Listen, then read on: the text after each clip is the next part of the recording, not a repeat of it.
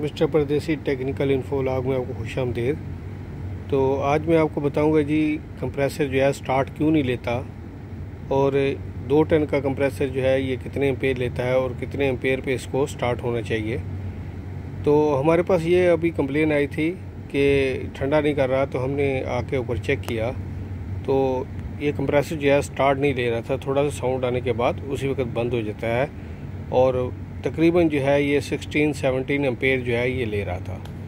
तो मैंने अभी आके जो है ये कैपेसिटर जो था इसका चेक किया, ये कैपेसिटर इसका डेड था, तो ये जो है चेंज किया। अभी चेक करते हैं इसको स्टार्ट देके कि ये स्टार्ट होता है या नहीं होता और कितने एम्पेयर ले रहा है। हमने 16-17 पे इसको ऑफ़ किया था।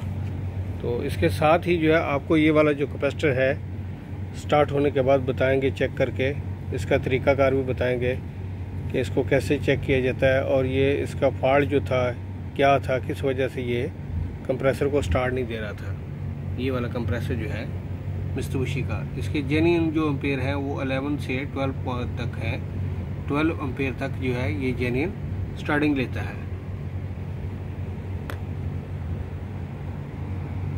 चलिए जी, ये हमारा एसी जो है ऑन हो चुका है, इसने स्टार्ट ले लिया है।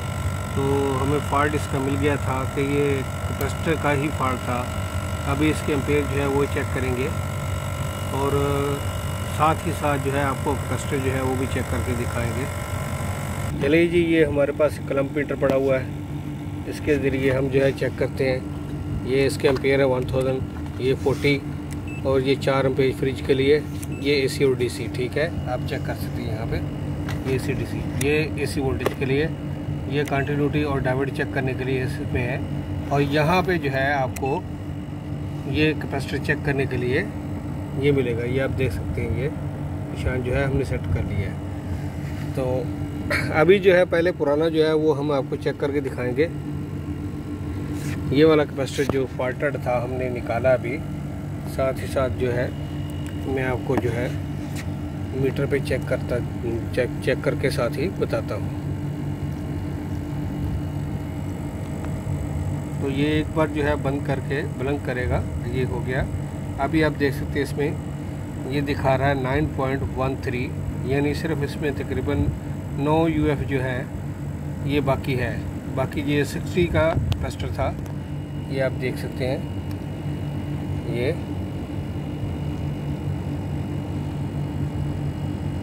ये 60 UF लिखा हुआ है और 440 वोल्ट AC लिखा हुआ। ठीक है, लेकिन इस वक्त जो शो कर रहा है वो सिर्फ और सिर्फ कितने कर रहा है जी, बताएं, दिखाएं ज़रा।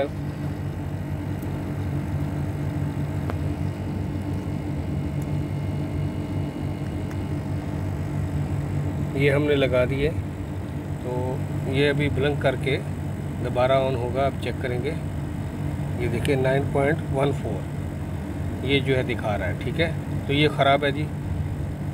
इसके साथ ही हमने जो है अभी दूसरा ये चेंज किया है 60 का, तो वो भी आपको दिखाते हैं। अभी ये माशाल्लाह ऑन हो गया है। इसके साथ ये हमारे पास जो है एक नया कैपेसिटर पड़ा हुआ है अभी, ये भी आपको दिखाते हैं। ये कितने UF का है जी, ज़रा दिखा दें, थोड़ा सा करीब करके दिखाएं ना जी। 50 का जी, 50 UF का है। अभी देखते हैं ये 50 बताता है या नहीं बताता।